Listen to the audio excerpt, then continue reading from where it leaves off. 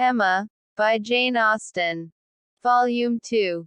Chapter 1. Emma and Harriet had been walking together one morning, and, in Emma's opinion, had been talking enough of Mr. Elton for that day. She could not think that Harriet's solace or her own sins required more, and she was therefore industriously getting rid of the subject as they returned, but it burst out again when she thought she had succeeded, and after speaking some time of what the poor must suffer in winter, and receiving no other answer than a very plaintive, "Mr. Elton is so good to the poor," she found something else must be done. They were just approaching the house where lived Mrs. and Miss Bates. She determined to call upon them and seek safety in numbers. There was always sufficient reason for such an attention. Mrs. and Miss Bates loved to be called on, and she knew she was considered by the very few who presumed ever to see imperfection in her, as rather negligent in that respect, and as not contributing what she ought to the stock of their scanty comforts. She had had many a hint from Mr. Knightley and some from her own heart, as to her deficiency, but none were equal to counteract the persuasion of its being very disagreeable, a waste of time, tiresome women, and all the horror of being in danger of falling in with the second-rate and third-rate of Highbury, who were calling on them forever, and therefore she seldom went near them. But now she made the sudden resolution of not passing their door without going in, observing, as she proposed it to Harriet, that, as well as she could calculate, they were just now quite safe from any letter from Jane Fairfax. The house belonged to people in business. Mrs. and Miss Bates occupied the drawing-room floor. And there, in the very moderate-sized apartment, which was everything to them, the visitors were most cordially and even gratefully welcomed. The quiet neat old lady, who with her knitting was seated in the warmest corner, wanting even to give up her place to Miss Woodhouse, and her more active, talking daughter, almost ready to overpower them with care and kindness, thanks for their visit, solicitude for their shoes, anxious inquiries after Mr. Woodhouse's health, cheerful communications about her mother's, and sweet cake from the Beaufort. Mrs. Cole had just been there, just called in for 10 minutes, and had been so good as to sit an hour with them, and she had taken a piece of cake and been so kind as to say she liked it very much. And, therefore, she hoped Miss Woodhouse and Miss Smith would do them the favor to eat a piece too. The mention of the Coles was sure to be followed by that of Mr. Elton. There was intimacy between them, and Mr. Cole had heard from Mr. Elton since his going away. Emma knew what was coming. They must have the letter over again, and settle how long he had been gone, and how much he was engaged in company, and what a favorite he was wherever he went, and how full the master of the ceremonies ball had been, and she went through it very well, with all the interest and all the commendation that could be requisite, and always putting forward to prevent Harriet's being obliged to say a word. This she had been prepared for when she entered the house, but meant, having once talked him handsomely over, to be no farther incommoded by any troublesome topic, and to wander at large amongst all the mistresses and misses of Highbury, and their card parties. She had not been prepared to have Jane Fairfax succeed Mr. Elton, but he was actually hurried off by Miss Bates. She jumped away from him at last abruptly to the Coles, to usher in a letter from her niece. "Oh, yes, Mr. Elton, I understand, certainly as to dancing, Mrs. Cole was telling me that dancing at the rooms at Bath was, Mrs. Cole was so kind as to sit some time with us, talking of Jane. For as soon as she came in, she began inquiring after her. Jane is so very great a favorite there. Whenever she is with us, Mrs. Cole does not know how to show her kindness enough. And I must say that Jane deserves it as much as anybody can. And so she began inquiring after her directly, saying, I know you cannot have heard from Jane lately, because it is not her time for writing, and when I immediately said, but indeed we had a letter this very morning, I do not know that I ever saw anybody more surprised. Have you, upon your honor? Said she. Well, that is quite unexpected. Do let me hear what she says. Emma's politeness was at hand directly, to say, with smiling interest. Have you heard from Miss Fairfax so lately? I am extremely happy. I hope she is well. Thank you. You are so kind, replied the happily deceived aunt, while eagerly hunting for the letter. Oh, here it is. I was sure it could not be far off. But I had put my huswife upon it, you see, without being aware, and so it was quite hid, but I had it in my hand so very lately that I was almost sure it must be on the table. I was reading it to Mrs. Cole, and since she went away, I was reading it again to my mother, for it is such a pleasure to her, a letter from Jane, that she can never hear it often enough. So I knew it could not be far off, and here it is, only just under my huswife, and since you are so kind as to wish to hear what she says, but, first of all, I really must, in justice to Jane, apologize for her writing so short a letter, only 2 pages you see, hardly 2, and in general she fills the whole paper and crosses half. My mother often wonders that I can make it out so well. She often says, when the letter is first opened, well, Hetty, now I think you will be put to it to make out all that checker work, don't you, ma'am? And then I tell her, I am sure she would contrive to make it out herself, if she had nobody to do it for her. Every word of it, I am sure she would pore over it till she had made out every word. And, indeed, though my mother's eyes are not so good as they were, she can see amazingly well still, thank God. With the help of spectacles. It is such a blessing. My mothers are really very good indeed. Jane often says, when she is here, I am sure, Grandmamma, you must have had very strong eyes to see as you do, and so much fine work as you have done too. I only wish my eyes may last me as well. All this spoken extremely fast obliged Miss Bates to stop for breath, and Emma said something very civil about the excellence of Miss Fairfax's handwriting. You are extremely kind, replied Miss Bates, highly gratified, you who are such a judge, and write so beautifully yourself. I am sure there is nobody's praise that could give us so much pleasure as Miss Woodhouse's. My mother does not hear, she is a little deaf you know. Ma'am, addressing her, do you hear what Miss Woodhouse is so obliging to say about Jane's handwriting? And Emma had the advantage of hearing her own silly compliment repeated twice over before the good old lady could comprehend it.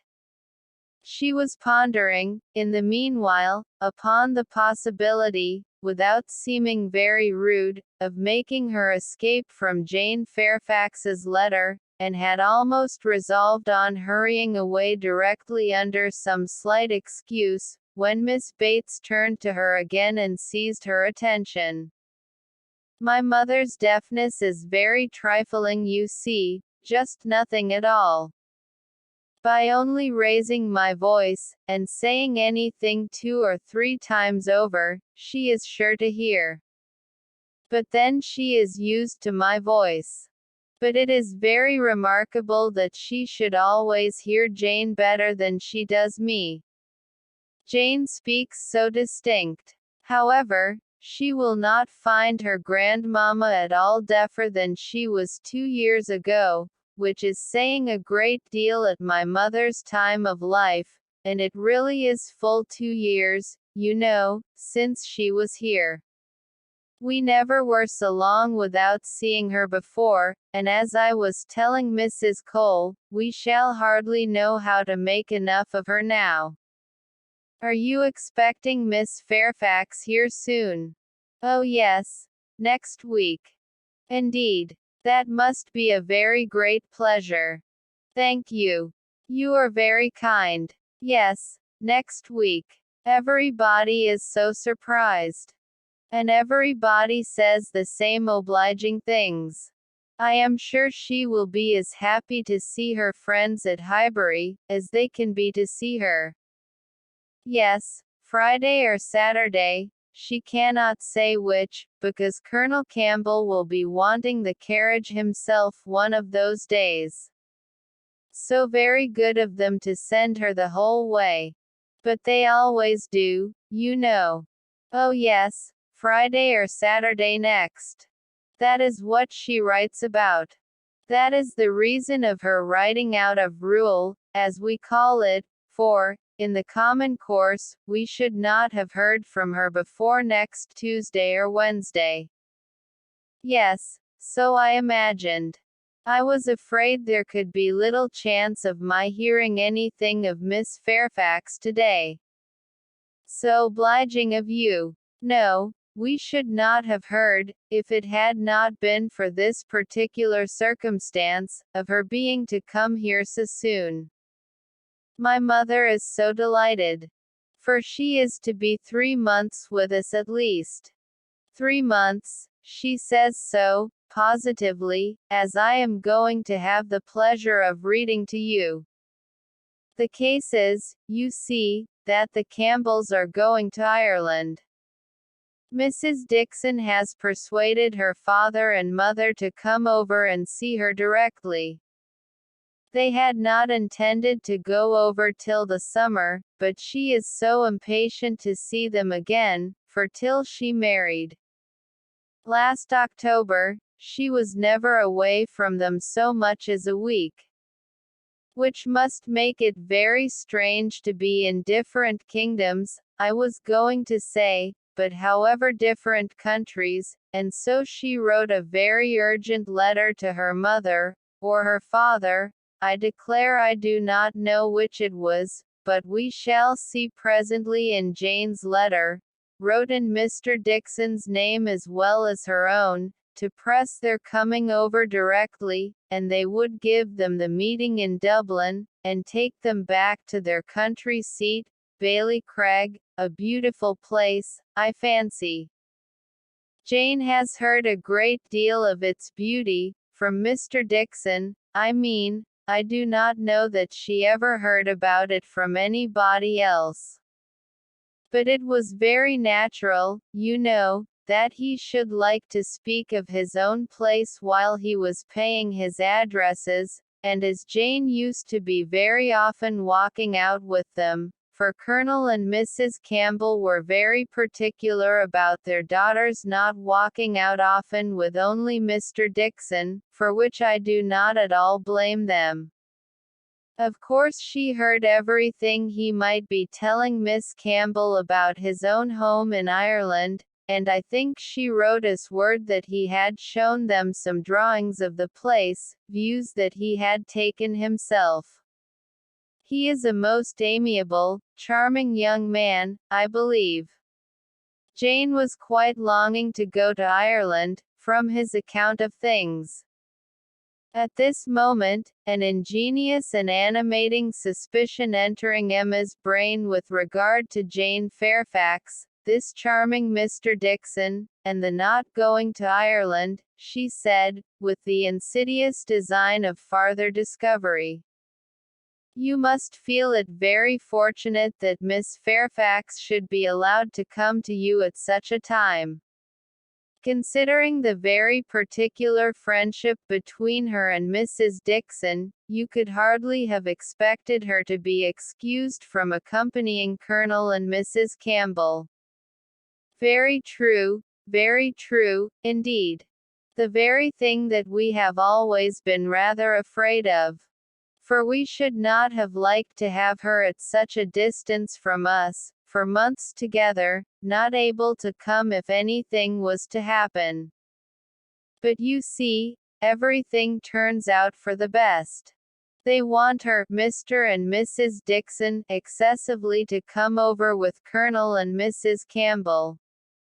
Quite depend upon it, nothing can be more kind or pressing than their joint invitation, Jane says, as you will hear presently. Mr. Dixon does not seem in the least backward in any attention. He is a most charming young man. Ever since the service he rendered Jane at Weymouth, when they were out in that party on the water, and she, by the sudden whirling round of something or other among the sails, would have been dashed into the sea at once, and actually was all but gone, if he had not, with the greatest presence of mind, caught hold of her habit. I can never think of it without trembling. But ever since we had the history of that day, I have been so fond of Mr. Dixon. But, in spite of all her friend's urgency, and her own wish of seeing Ireland, Miss Fairfax prefers devoting the time to you and Mrs. Bates. Yes, entirely her own doing, entirely her own choice, and Colonel and Mrs. Campbell think she does quite right, just what they should recommend, and indeed they particularly wish her to try her native air, as she has not been quite so well as usual lately. I am concerned to hear of it. I think they judge wisely. But Mrs. Dixon must be very much disappointed.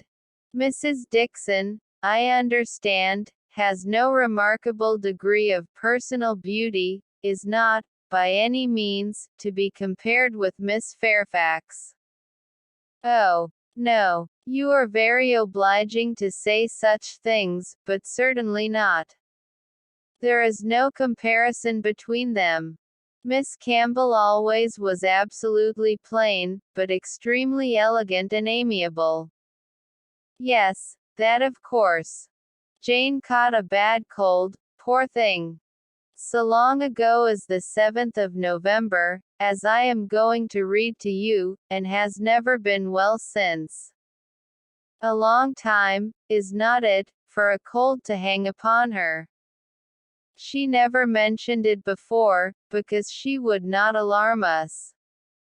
Just like her. So considerate. But however, she is so far from well, that her kind friends the Campbells think she had better come home, and try an air that always agrees with her, and they have no doubt that 3 or 4 months at Highbury will entirely cure her, and it is certainly a great deal better that she should come here, than go to Ireland, if she is unwell. Nobody could nurse her, as we should do. It appears to me the most desirable arrangement in the world. And so she is to come to us next Friday or Saturday, and the Campbells leave town in their way to Holyhead the Monday following, as you will find from Jane's letter. So sudden. You may guess, dear Miss Woodhouse, what a flurry it has thrown me in. If it was not for the drawback of her illness, but I am afraid we must expect to see her grown thin, and looking very poorly. I must tell you what an unlucky thing happened to me, as to that. I always make a point of reading Jane's letters through to myself first, before I read them aloud to my mother, you know, for fear of there being anything in them to distress her. Jane desired me to do it, so I always do, and so I began today with my usual caution. But no sooner did I come to the mention of her being unwell, than I burst out, quite frightened, with, "Bless me!